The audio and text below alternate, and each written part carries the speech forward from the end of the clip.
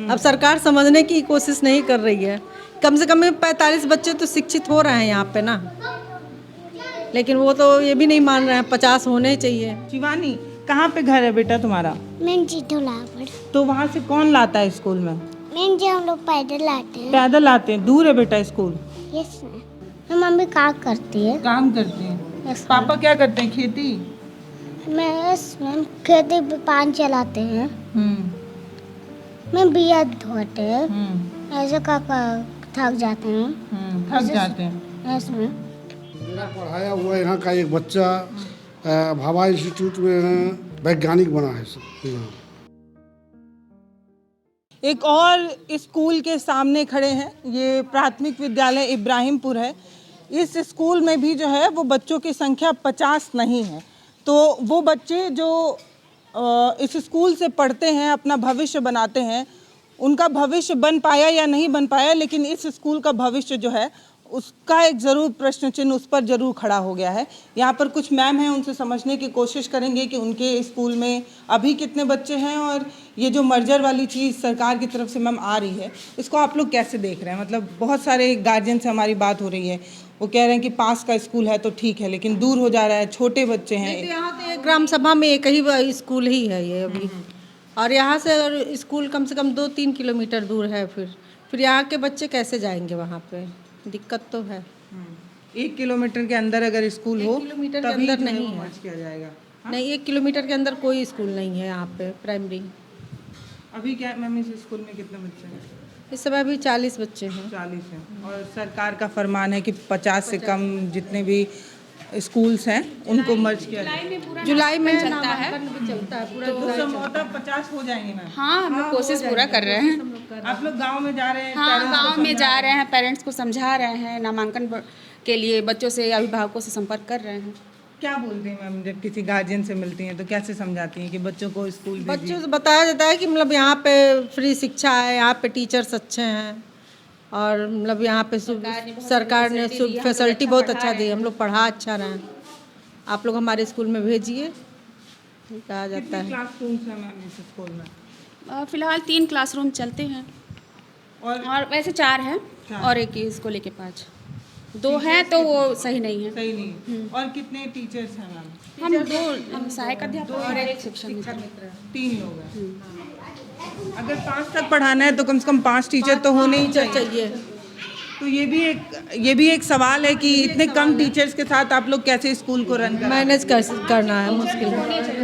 क्या कह रहे हैं? टीचर रहेंगे हाँ। तो क्लास वाइज चलेगा नहीं क्लास, हाँ। और जो क्लास वाइज चलेगा नहीं तो फिर बच्चे वैसे ही भाग जाते हैं। हाँ। गार्जियन वैसे ही नहीं अपना एडमिशन अपने बच्चे का कराएगा। और कम से कम एक विद्यालय में 5 टीचर तो रहना ही चाहिए। रहना ही चाहिए। और 5 रहेंगे, उसके बाद सरकार इस पर 5 करने के बाद उसके बाद सरकार देखे कि मतलब हाँ यहाँ बच्चे हैं कि नहीं हैं, उसके बाद मर्ज करना चाहिए। टीचर्स को तो नहीं बढ़ा रही है सरकार, कह रही है बच्चे कम है तो स्कूल जो है वो मर्ज कर तो दिया जाए। ऐसा है कि बच्चे हमेशा कम रहेंगे, अब टीचर कम रहेंगे तो जिसे क्लास वाइज गार्जियन भी देखता है कि हम हमारे बच्चों को पढ़ाने के लिए पर्याप्त टीचर हैं कि नहीं उस विद्यालय पर। और जब विद्यालय पर टीचर नहीं रहेंगे पर्याप्त तो वैसे ही गार्जियन भगते हैं, नर्सरी की तरफ भाग रहे हैं लेकर के अपने बच्चों को। हर क्लास में कम से कम एक टीचर तो होना ही चाहिए मैम। और यही कारण है कि विद्यालय दिन पर दिन स्थिति गिरती जा रही है। आपका नाम सर? उमेश सिंह। उमेश सिंह। तो उमेश सर ये बता रहे हैं कि प्राथमिक विद्यालय ऐसे ही जो है वो खराब नहीं हुए हैं, ये एक मीठा जहर है जो धीरे धीरे घोला गया है। अब ये तो क्योंकि बोलेंगे नहीं, हम आपको बताते हैं। अमूमन जो स्कूल्स होते हैं, ये वाला स्कूल थोड़ा ठीक लग रहा है। अमूमन स्कूल्स की जो बिल्डिंगें होती हैं उसको देखकर ही डर लगता है अब गिरेगा कि तब गिरेगा। संसाधन के नाम पर स्कूल में कुछ होता नहीं तो पेरेंट्स जो है वो भेजते नहीं है। सर आपका स्कूल थोड़ा संसाधन तो पर्याप्त है। टीचर जिसे 5 टीचर हों उसके बाद सरकार सवाल करे क्या नाम है टीचरों से कि क्यों बच्चे नहीं आ रहे हैं, या फिर मर्ज करे तो टीचरों को भी कष्ट नहीं होगा, फिर गांव के लोग भेजेंगे भी विद्यालय में बच्चों को। अच्छा, तो आप लोग का मैम पढ़ाने का एक काम है, दूसरा गार्जियन को जागरूक करने का भी एक काम है कि भेजिए भेजिए। हाँ, गार्जियन को भी जागरूक करना है, पढ़ाना भी है, और सारे बच्चों का ऑनलाइन सब कुछ करना है, तो वो भी हम ही लोगों को करना है। तो उसमें जैसे कुछ गार्जियंस का ये होता है कि आते हैं तो हम लोग बच्चों का आधार नहीं है, इसलिए एडमिशन भी तो आधार भी दिखाता आप लोग ही बनवा रहे हैं? आधार भी बनवाना पड़ता है, सब कुछ करना पड़ रहा है। और गवर्नमेंट का कोई जॉब मतलब ड्यूटी लग गया तो वो अलग? हाँ, वो अलग है, गवर्नमेंट ड्यूटी तो अलग है ही। बिना आधार के एडमिशन हो ही नहीं सकते इस विद्यालय में। और इस वजह से भी बहुत से बच्चे हैं जो जिनका आधार बना ही नहीं है, और मजबूरी है, अब नहीं एडमिशन होगा उसका। तो ये क्या किसी साइबर कैफे पे ले जाके आप लोग कराते हैं कैसे? हाँ, यहाँ पे है ग्राहक सेवा केंद्र, वहाँ पे भेजा जाता है। गार्जियन क्योंकि इतने मतलब साक्षर नहीं है, वो चीज़ें समझ नहीं पाते हैं, हाँ, तो हम लोग को समझाना पड़ता है गार्जियन को कि आप आधार बनवाइए, तभी बच्चों का नामांकन हो पाएगा। सरकार की तरफ से जो सुविधा है वो आधार के थ्रू ही उनको मिलता है, तो इसके लिए तो जागरूक करना पड़ता है। ये जो मर्जर वाली चीज़ हो रही है मैम, उसके बाद क्या आपके स्कूल में फैसिलिटीज़ वगैरह बढ़ाई गई हैं? क्योंकि सरकार एक बड़ा चमकीला चीज़ दिखा रही है, वो कह रही है कि स्कूल मर्ज करेंगे, हम संसाधन बढ़ाएंगे, प्लेग्राउंड देंगे, बस देंगे, ये देंगे वो देंगे। अभी तो कोई फैसिलिटी नहीं दी गई है। विद्यालय तो हुआ है बगल में एक विद्यालय, अभी तो वहाँ पे तो ऐसा कुछ, अच्छा, वहाँ से अभी कुछ हुआ तो नहीं है वहाँ पे, वैसी कोई फैसिलिटी मिली नहीं है। अच्छा, और हमारे के रूप में आपको क्या प्रॉब्लम्स दिखती हैं कि ये जो रूट है प्रॉब्लम्स की, वो क्या दिखती हैं, कैसे इसको सॉल्व किया जाए कि बच्चों को बुलाना भी है, उनको पढ़ाना भी है, उनको ये विश्वास भी दिलाना है कि हम जो प्राइवेट स्कूल्स हैं उससे बेहतर हैं, तो आपको प्रॉब्लम्स क्या दिखती हैं? प्रॉब्लम्स तो मैम, एक तो गांव के लोगों को समझाना है कि कैसे सरकार क्या सुविधा दे रही है, उनको समझाना बहुत बड़ी चीज़ है। वो समझाते हैं, नामांकन के लिए संपर्क करते हैं, वो विद्यालय लेके आते हैं बच्चों को, फिर हम लोग उनसे रिलेशन बनाते हैं बच्चों से। अच्छा रिलेशन रहेगा, बच्चे तो पढ़ेंगे विद्यालय में। एक बड़ा वो भी चलता है गांव में कि जो आर्थिक रूप से थोड़ा भी संपन्न परिवार है, वो नहीं चाहता है कि बच्चे सरकारी में जाए। ये तो है कि हम प्राइमरी फोन चलाती है, रील नहीं, रील फोन पे तो ही हमारा सारा काम होता है मैम, ऑनलाइन वही मैं बता रही हूँ कि गांव में एक चीज़ बनी हुई है कि सरकारी मैम जो है, जो गवर्नमेंट टीचर्स होती हैं, वो पढ़ाती नहीं है, कोई स्वेटर बुन रहा है, कोई रील बना रहा है, तो ये जो एक ये कुछ नहीं होता है मैम, जो एक सोच बन गई है, जो एक सोच बन गई है, उसको भी एक प्रॉब्लम लगती है आपको ये भी समझाने में, मतलब गार्जियंस को? हाँ, हम लोग समझाते हैं कि हाँ, पढ़ाई के मामले में तो हम लोग समझाते हैं, और जो बच्चे अच्छे निकलते हैं उनका एग्जाम्पल भी देते हैं। तो ऐसे आपके स्कूल से मैम कोई ऐसा एग्जाम्पल बताइए जो मतलब कोई बच्चा बहुत अच्छा कर रहा हो अभी? हमारे वहाँ से मेरा पढ़ाया हुआ यहाँ का एक बच्चा भाभा इंस्टीट्यूट में है, ये वैज्ञानिक बना है सब यहाँ। अगर मान लीजिए, क्या नाम, उसका नाम याद है क्या आपको? गुलशन कुमार। गुलशन। मान लीजिए गुलशन इस कैंपस से निकलकर एक अच्छा नाम कमा रहे हैं, जैसे सर ने बताया साइंटिस्ट बन रहे हैं। अगर ये स्कूल मर्ज हो जाता है, किसी दूर के स्कूल में भेज दिया जाता है, और वो बच्चा जो 1, 2, 3 किलोमीटर की दूरी की वजह से स्कूल नहीं जा पाता है, तो उसके भविष्य का तो एक सवाल खड़ा है ना। अब मैम ने बताया कि यहाँ आसपास में 3 किलोमीटर तक कोई दूसरा स्कूल नहीं है। प्राइवेट स्कूल बहुत है, तो सर मैम ये बताइए, अगर वो स्कूल मर्ज हो जाता है तो जो बीच में प्राइवेट स्कूल होगा उसी पे तो फिर भेजेंगे गार्जियन, उतना दूर प्राइमरी स्कूल में भेजेंगे नहीं, फिर बीच में जो प्राइवेट स्कूल पड़ेगा उसमें एडमिशन करा देंगे, मजबूरी है उनकी। वहाँ पे गरीबों की संख्या ज़्यादा है, वहाँ से बच्चे आ सकते हैं, लेकिन वो इतना दूर पड़ता है, वहाँ से 2-2.5 किलोमीटर पड़ता है, वहाँ से बच्चे आ नहीं पाते हैं। वहाँ हम लोग जाते हैं गांव में संपर्क करने, तो ढोला एक गांव है, तो वहाँ हम लोग जाते हैं संपर्क करने, लेकिन वो बच्चे इतना दूर है कि वो सब आ नहीं पाते, गांव में ही रह जाते हैं। कम से कम यहाँ से 2.5 किलोमीटर 3 किलोमीटर पड़ेगा। ये 2 बच्चे विद्यालय है, एक इंटर तक का विद्यालय है, जहाँ पे सारे बच्चे वहाँ के चले जाते हैं, क्योंकि वो नज़दीक है विद्यालय। तो ऐसे ही मर्ज हुआ तो प्राइवेट है। हाँ, वो प्राइवेट है। लेकिन जो आर्थिक रूप से कमजोर है वो ऐसे ही गांव में घूमते रहते हैं, बच्चे वो कहीं नहीं पढ़ पाते हैं। बेटा क्या नाम है तुम्हारा? शिवानी। कहाँ पे घर है बेटा तुम्हारा? मैं जीतोला पर। तो वहाँ से कौन लाता है स्कूल में? मैं जी हम लोग पैदल आते हैं। पैदल आते हैं? दूर है बेटा स्कूल? Yes ma'am. बहुत दूर है कि थोड़ा दूर है? मैम थोड़ा दूर है। अच्छा, और आपका क्या नाम है बेटा? ये टूटेगा तो नहीं? बेटा क्या नाम है? अंशिका। हाँ, अंशिका। अंशिका। तुम्हारा स्कूल दूर है बेटा घर से? Yes ma'am. कैसे आते हो? मैम पैदल है। इसके साथ आते हो कि अकेले? Yes ma'am. कैसे? मैम जी पैदल पहले आते हैं। पैदल पैदल आ जाते हो? Yes ma'am. और जाते वक्त तो धूप हो जाता है बहुत, यस मैम।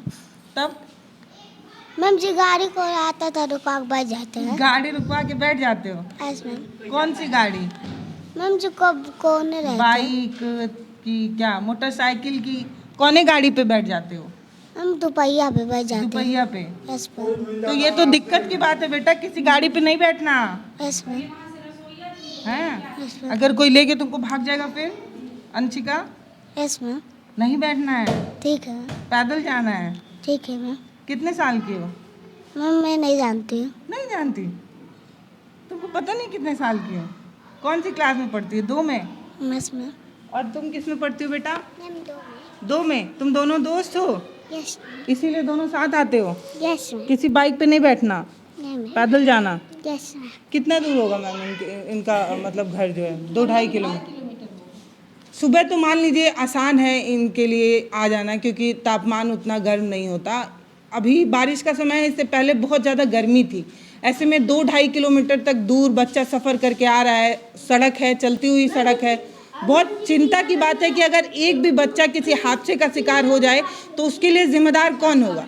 आपको नज़र आ रहा है संसाधन, आपको लग रहा है कि इतनी सारी बिल्डिंगें हैं, इतने टीचर्स की सैलरी जा रही है, हमें जो है स्कूल मर्ज करना है, हमें स्कूल बेहतर बनाना है। लेकिन एक बात ये भी समझने की ज़रूरत है कि एक बच्चे से ज़्यादा संसाधन नहीं होता है। ये जो मेरे बगल में 2 बच्चे बैठे हैं, 2.5 किलोमीटर सफ़र करके आते हैं, रोज़ स्कूल आते हैं, रोज़ वापस जाते हैं। इस बीच अगर इनके साथ कोई भी दुर्घटना हो जाती है दूरी की वजह से, क्योंकि चलता हुआ सड़क, तापमान इतना ज़्यादा है, चक्कर खा कर गिर जाएँ, या कोई बाइक पर बैठा ले, अभी अंशिका बता रही है कि क्योंकि दूरी बहुत ज़्यादा होती है और गर्मी होती है तो बच्चे जो है वो किसी को भी हाथ देकर उसकी बाइक पर बैठ जाते हैं। आप सोचिए कि ये किसी ऐसे लड़की हो ना बेटा तुम, हैं, पैंट शर्ट पहन के कंफ्यूज कर दे रही हो। तो कहना तो नहीं चाहिए, पर इस तरीके की दुर्घटनाएं रोज़ जो है वो अखबारों में छपती हैं। स्कूल आ रही एक बच्ची, बाइक सवार एक युवक ने उसे किडनैप कर लिया या कुछ ऐसी चीज़ें हो गई, तो उसके लिए एक परिवार तो रोता रह जाएगा। वो अपने आप को ये सोचकर कोसता रह जाएगा कि मैंने तो स्कूल भेजा था।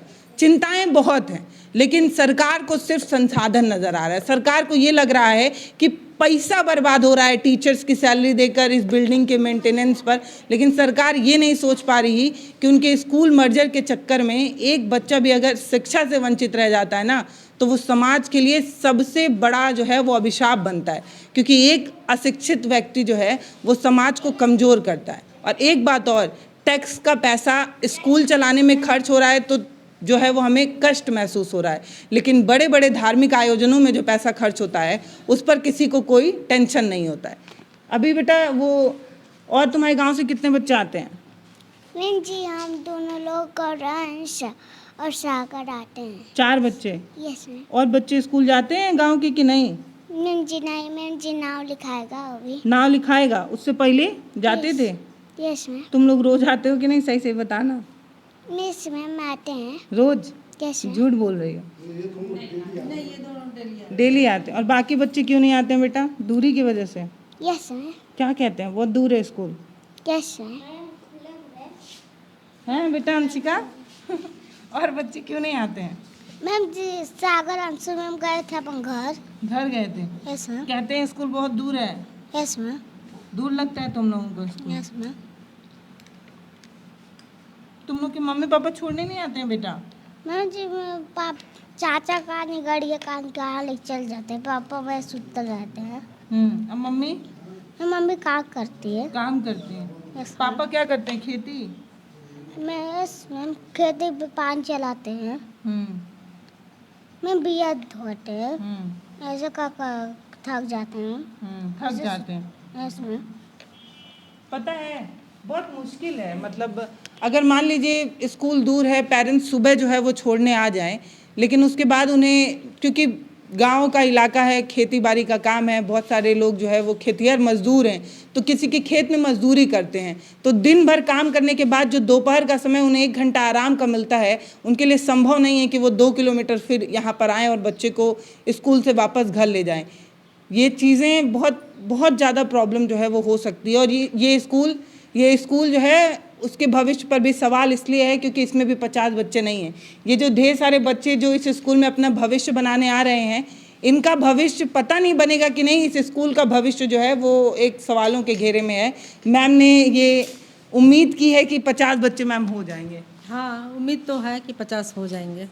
कोशिश हम लोगों की पूरी है कि 50 कर लिया जाए बच्चों अगर के साथ। मैम आप बता रही हैं 3 किलोमीटर तक स्कूल नहीं है, हाँ, तो कैसे मर्ज होगा फिर? ये तो हमें भी समझ में नहीं आ रहा है कि ये मान लीजिए ये सब बच्चे जो फीस नहीं दे पा रहे हैं वो प्राइवेट स्कूलों में कैसे जाएंगे, फिर ये लोग शिक्षा से वंचित हो जाएंगे, अशिक्षित हो जाएंगे, यही हो पाएगा। तो आप लोग कैसे मैम मतलब अपने स्तर से कैसे सरकार को समझा पाएंगे कि हमारी संख्या 50 नहीं है? मान लीजिए आप लोग 43 हम लोग तो समझाने की कोशिश कर रहे हैं मैम, अब सरकार समझने की कोशिश नहीं कर रही है।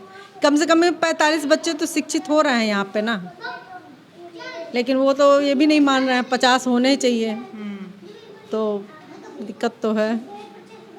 हमें 40 बच्चों को शिक्षा देने वाला ये स्कूल भारी लग रहा है और हम तुलना करते हैं कि हम विश्वगुरु बन रहे हैं, हमारी इतनी ट्रिलियन की इकनॉमी, इतनी बिलियन की इकनॉमी बन रही है। यकीन मानिए ये बच्चे जो आपसे सिर्फ और सिर्फ शिक्षा मांग रहे हैं, जो आपकी ड्यूटी है, जो आपको देना चाहिए, लेकिन आपको सिर्फ नज़र आ रहा है ये बिल्डिंग, ये टीचर्स की सैलरी, और आपको नज़र आ रहा है बच्चों की कम संख्या। यही है ना। अभी हम आगे और गार्जियन से भी बात करने की कोशिश करेंगे। ये जो स्कूल मर्जर का जो फरमान सरकार की तरफ से आया है उसका ज़मीन पर क्या असर है, ये समझने की कोशिश करेंगे।